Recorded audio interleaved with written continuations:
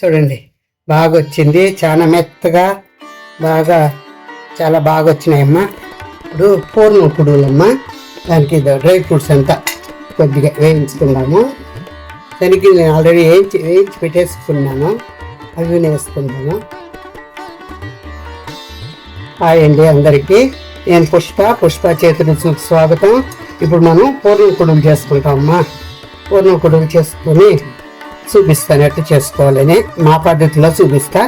ఒక్కొక్కరు ఒక్కొక్క పద్ధతిలో చేసుకుంటారు కదా, నేను అది చేస్తాను చూపిస్తాను. అయ్యింది మనం ఇంట్లో ఇది పాకం చేసుకున్నాం.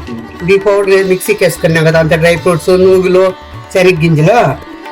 ఇది అరకప్పు బెల్లం అమ్మ, 1 కప్పు అన్ని డ్రై ఫ్రూట్స్ అంతా, అరకప్పు బెల్లం. తీపి కావాలనుకుంటే ఇంకొంచెం కూడా వేసుకోవచ్చు. ఇదిగమ్మా పాకం చూడండి ఇట్లా వచ్చేసింది.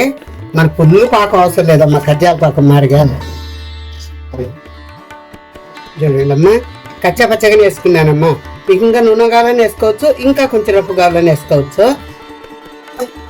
ఇంకా చూడండి మన ఇట్లా వంట బట్టి పెట్టేకి బాగా వచ్చేసింది.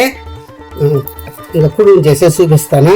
ఇదమ్మా ఇంత వంట చేసుకుంటాం కదా, పెట్టేసి ఇట్లా పేపర్ మనం మూసేసి ఇట్లా మనం ఇట్లా రుద్దుకొని వెళ్ళమ్మా. ఇట్లా రుద్దేస్తామంటే సమంగా రాకుండా పర్వాలేదు. దీన్ని 3 విధాలుగా చూపిస్తాను, 3 టైపు.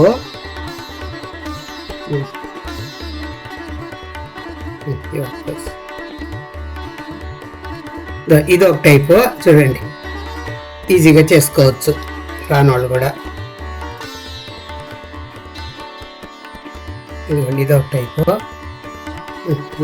ఇదిగమ్మా ఇది ఒక టైపు.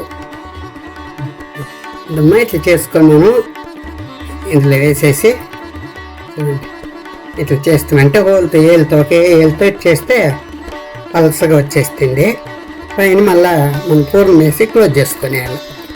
ఇదిగో లోపల పూర్ణం ఇప్పుడు చూడండి ఇటు పెట్టేసి పైన కొంచెం పిండి క్లోజ్ ఇంతే. చూడండి వచ్చింది, బాగా వస్తుంది. ఇట్లా మీరు ఈజీగా చేసుకోవచ్చు అన్నమాట. ఇవమ్మ చూడండి బాగా వచ్చినాయి, ఎంత మెత్తగా వచ్చిండి అది.